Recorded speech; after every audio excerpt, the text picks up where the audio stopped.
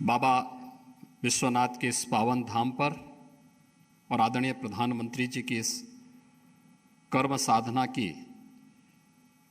उनकी स्वयं की काशी में मैं प्रदेश सरकार की ओर से देश भर से आए हुए आप सभी शिक्षाविदों की ओर से आदरणीय प्रधानमंत्री जी का हृदय से स्वागत करता हूं, अभिनंदन करता हूं। मैं इस अवसर पर अपने केंद्रीय मंत्रियों के साथ ही आप सभी सम्मानित शिक्षाविदों का भी काशी की इस धरती पर हृदय से स्वागत करता हूं। काशी प्राचीन काल से ही भारत की आध्यात्मिक और सांस्कृतिक विरासत की प्रतीक रही है।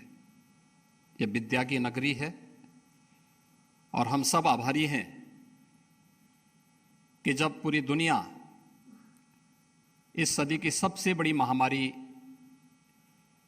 के सामने असमंजस की स्थिति में थी, तब भारत के अंदर जीवन और जीविका को बचाने के साथ ही नए भारत की परिकल्पना को आगे बढ़ाने के लिए राष्ट्रीय शिक्षा नीति भारत रख रहा था।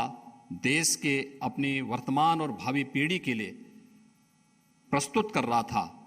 और आज ये मेरे लिए हार्दिक प्रसन्नता का विषय है कि उत्तर प्रदेश में राष्ट्रीय शिक्षा नीति के इन 3 दिवसीय कार्यक्रम के दृष्टि से देश भर के सभी शिक्षाविद इसे लागू करने और इसकी भावी योजनाओं पर व्यापक मंथन करने के लिए काशी की इस धरती पर उपस्थित हुए हैं।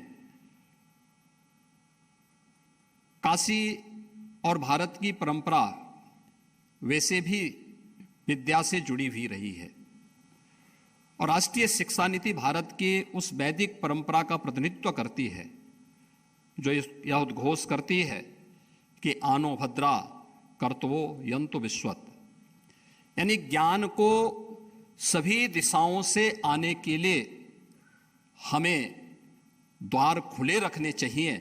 और राष्ट्रीय शिक्षा नीति ने देश की आज़ादी के बाद पहली बार आदरणीय प्रधानमंत्री जी की प्रेरणा से वह ज्ञान के सभी दिशाओं से आने के द्वार खोले हैं। मैं इसके लिए देश भर के आप सभी शिक्षाविदों की ओर से आदरणीय प्रधानमंत्री जी का हृदय से आभार व्यक्त करता हूं, उनका अभिनंदन भी करता हूं।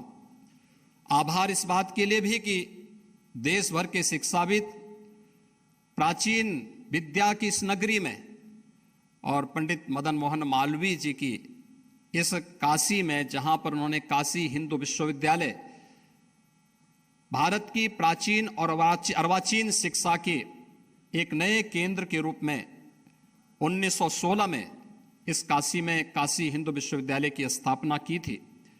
वहां पर आज शिक्षा मंत्रालय भारत सरकार, विश्वविद्यालय अनुदान आयोग और काशी हिंदू विश्वविद्यालय मिलकर के इस शिक्षा महासमागम के आयोजन के साथ राष्ट्रीय शिक्षा नीति पर व्यापक मंथन के लिए यहां पर बैठे हुए हैं। निश्चित ही मंथन की इस परंपरा से कोई अमृत जरूर निकलेगा और वह द्वार पहले ही, वह रास्ता पहले आदरणीय प्रधानमंत्री जी की प्रेरणा से राष्ट्रीय शिक्षा नीति हम सबको प्रस्तुत कर चुकी है।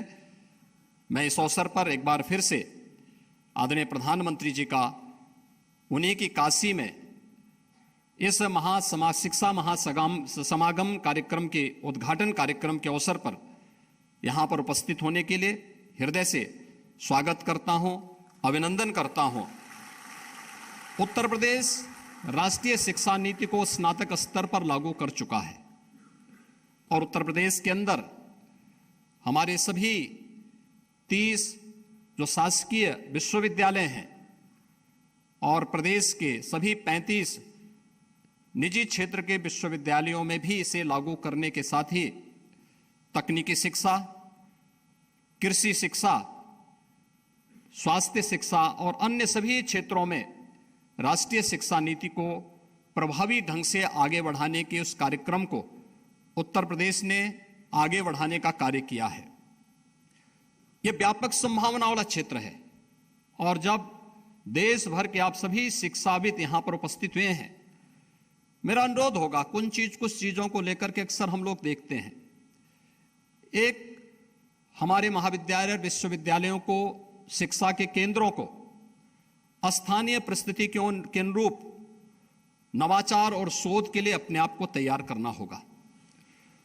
दूसरा, शासन की योजनाओं से अपने आप को वैराग्य भाव रखने की बजाय उन शासन की योजनाओं के साथ जुड़ते हुए छात्र छात्राओं को उन योजनाओं के साथ, अगर हम विश्वविद्यालयों में, शिक्षण संस्थानों में पहले दिन से ही लगना प्रारंभ कर देंगे, तो जब वह अपनी डिग्री लेकर के बाहर निकलेगा तो उसके सामने अपने जीवन की अनंत संभावनाओं के द्वार स्वतः खुले हुए दिखाई देंगे। और यह कार्य राष्ट्रीय शिक्षा नीति इस बात की प्रेरणा तो हमें दे ही रही है, लेकिन आप सभी शिक्षाविदों के माध्यम से इसे लागू करने में और मजबूती के साथ एक मदद प्राप्त हो सकती है। मैं एक बार फिर से इस 3 दिवसीय शिक्षा महासमागम कार्यक्रम के लिए अपनी शुभकामनाएं देता हूं। आप सबका हृदय से स्वागत करता हूं। आदरणीय प्रधानमंत्री जी का आभार और अभिनंदन व्यक्त करते हुए वाणी को विराम देता हूं। धन्यवाद। जय हिंद।